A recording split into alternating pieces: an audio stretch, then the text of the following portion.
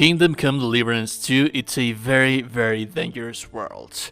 Anything can kill you, really, in here. Even regular farmers can kill you in here. And if you're having issues trying to master the combat system, which is very, very complex, and it has many things that you probably may not know, veterans from KCD1 might already know all of this stuff, but for new people trying to understand the combat system, how it works, the little intricacies of the combat system, the little tricks, and how to actually get the most out of everything, this is the right video for you.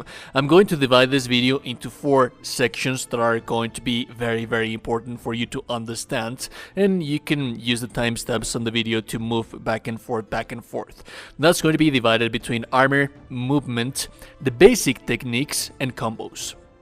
Now that said, before we actually talk about that, I do want to mention that there is a new feature added into the game by the developers because of some people that were having issues with the first game. And that new feature is that if you really want to master the combat system, it's going to be a little bit more difficult but more rewarding than you're going to be using swords. If you do not want to master the combat system and you think that it's too difficult for you, that you're struggling too much, axes, maces, pole axes, those are the weapons that you should be using because they do not require to learn the extra little things and to take advantage of everything that the combat system has to offer, like the directional location of your weapon and how to parry and how to master parry and things like that. You don't have to care about that if you're using axes, maces, pole axes. That's only true for swords and longswords. So let's start with the first thing. That being said, the armor. Have in mind that Kingdom Come Deliverance, it's a game that focuses quite a little bit on being a realistic game. And if you know anything about warfare, usually in movies and video games we see characters and we like to see the characters and we want to see the face of our characters. Henry is actually quite handsome on this game this time around, so it's nice to see the face of our character. But more often than not, when you're going to be doing fighting, you want to have armor. There is a huge difference between it's just logical. If you're fighting and you're wearing a helmet and you receive a sword, someone swings the sword at your helmet, that is going to protect you.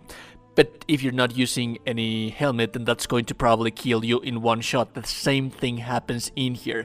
If someone does an overhead slash to your head and you're not wearing any helmet, they're probably going to one-shot you.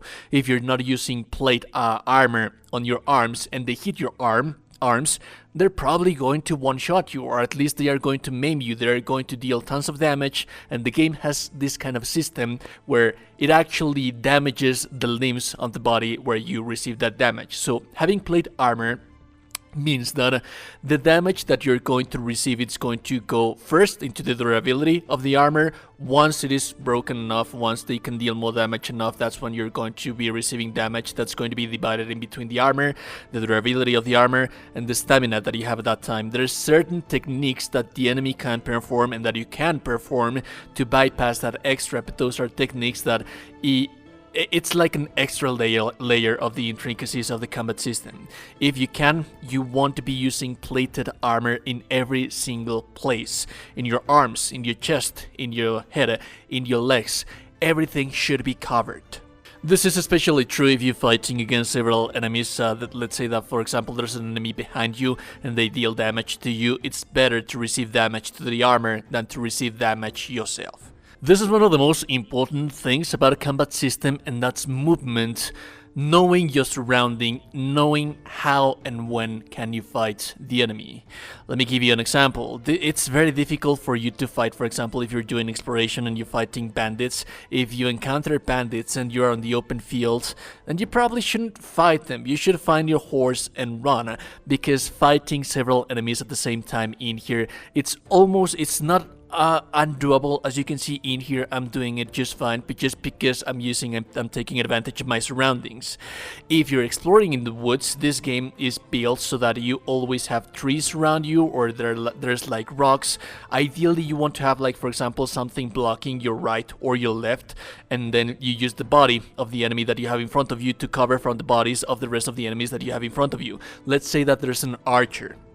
If an archer is shooting arrows at you, you should always be moving so that that archer is behind the person that is fighting you. So sometimes this could happen. Sometimes the arrows that they are shooting at you, they are going to go straight to the person that you have in front of you. There are even times, much like the one that you can see right here, that you have cover from left and right, and all you have to do is much like the Thermopylae Spartans, you have the enemies in front of you. You can manage. That's doable. However, once the enemy starts surrounding you, aka if you are fighting an open field, it's really not a good idea. It's really not a good choice if you find that you're fighting too many enemies at the same time and you have like nothing to move around. You can use the trees, you can use the rocks, use everything at your power so that you can fight several enemies at the same time. So, here's where we get into the juicy of everything and probably what most people want to know, the actual intricacies of the combat system on itself. Let's talk about the defending yourself, because this is going to be your living blood on the combat system for Kingdom Come Deliverance 2. The very first thing that you need to do as soon as you start the tutorial area, you want to head over to this place in the map that I am showing you, because there is a master swordsman in here that is going to show you how to master parry and how to combo. He's going to give you a couple of combos. So before you start doing anything else in the world, this is the very first thing that you need to do. Now, that said, let's start with the parry and the master parrying. How should I use them and how should I fight? Ideally, you can hold down the block button, and if you're facing on the same direction that the enemy is holding their weapon, that's going to shield you against that. But my advice is that you never, ever do that, because you're using stamina, you're exhausting yourself, and ideally that's good for the enemy. What you want to be doing is just regular parrying.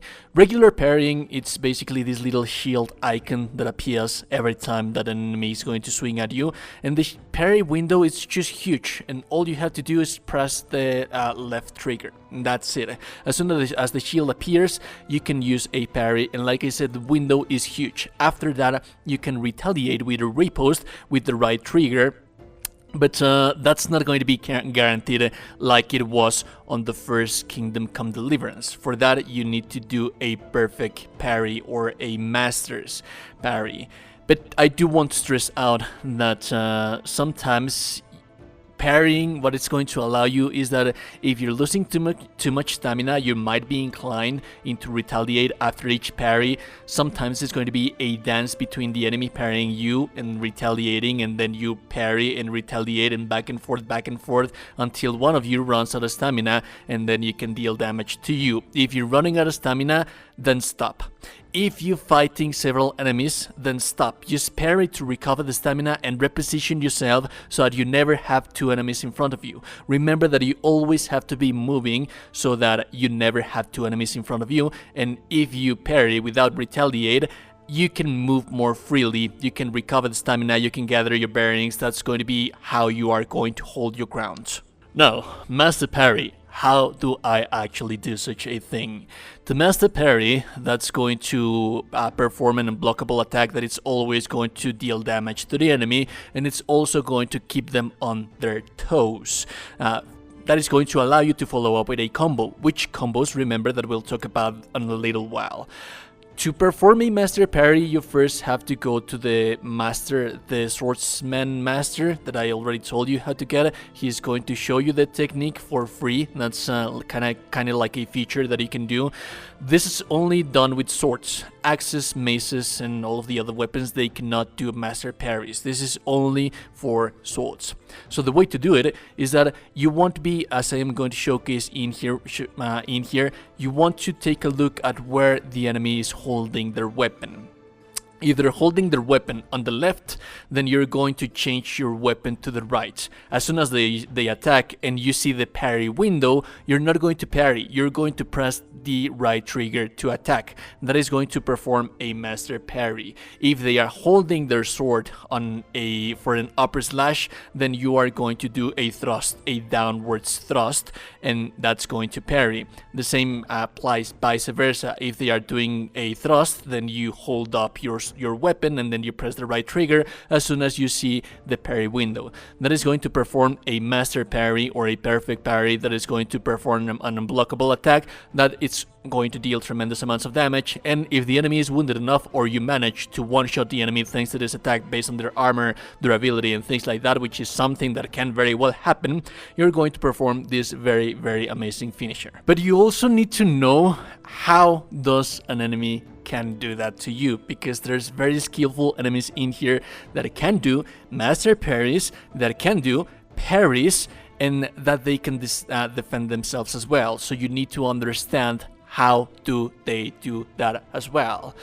Ideally, if the same thing applies to them, if you attack from the opposite direction that they are holding their weapon, they can perform a perfect parry on you. So let's say that, for example, you do a left swing, and by the time that you did the left swing, they were holding their weapon to the right, they can perform a master parry on you. So ideally, what you would want to do is have your weapon in the same direction that they are holding their weapon, but that's not entirely true either, because if you're holding the weapon in the same direction that the enemy is holding their weapon, that is going to make it easier for them to perform a parry. So when do you need to attack then? How do I attack if that's the case?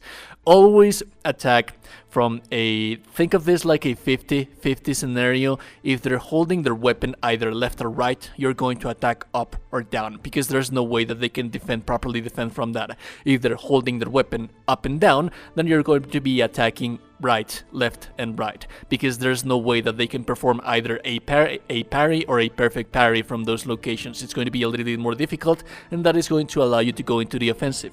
That leads us to combos. Combos are very simple to perform. First, you need to land them. As soon as you land them, you are going to be able to swing into different directions. If you're not interrupted by the enemy, you're going to be able to continue the combo. So, for example, a very simple combo with the sword is left, right, left. That is going to perform a combo finisher. Usually, the combo finisher is an unblockable that is going to deal quite a bit of damage. There's another combo that's up, right, left. That's another combo that is quite amazing. And the fact that they have different combos is precisely tied to the previous things that I told you before. It's not just about having a combo. Just spamming the combo is not going to be sufficient enough for you to be able to be efficient in battle. What you want to do is ideally take advantage of for example, if you're going to be doing a master parry, then you can follow up with a combo. But then again, remember what I told you about of the 50-50 scenario. You can start combos if you know your combos. So for example, let's say that the enemy is holding their weapon left or right. Then you can do a upper combo, up, right, left. Because that's going to start the combo and they're not going to be able to interrupt you or block that much because they were holding their weapon in a different direction. However, if they have their weapon on a thrust position, that means down or up, then you can start the sideways combos, the left, right, left, or whichever combo that you have available. But the combos that you are going to be using are going to be entirely dependent on where does the enemy is holding their weapon at the start of everything. And that's basically everything that you need to learn about combat system. There's also, as you level up, this is just basically what you need to kill everything that this game throws at you. It doesn't matter if you're low level, it doesn't matter if they have higher level than you. If you manage to master these techniques, this is going to allow you to basically beat everyone that you can find in this game. And I think that the most important thing would be mastering the master parry. As you level up, the rest of the things that are going to go into your character's skill tree or your character build is going to be mainly to kill things faster, to deal a little bit more damage. Like, for example, when the enemy is bleeding, there's perks where the enemy is bleeding, they bleed faster, or there's perks where you can recover stamina whenever you're performing the combos. Contextual little things like that are going to be adding a little extra layer of being able to be proficient on combat, but the core of everything is this that I just told you about. If you manage to master this, you're going to be a monster. Anyways, if you like the content, like it is super appreciated. And also if you're a gorgeous and beautiful person, you are indeed a gorgeous and beautiful person. Subscribe to the channel, join the Discord. A beautiful day and goodbye.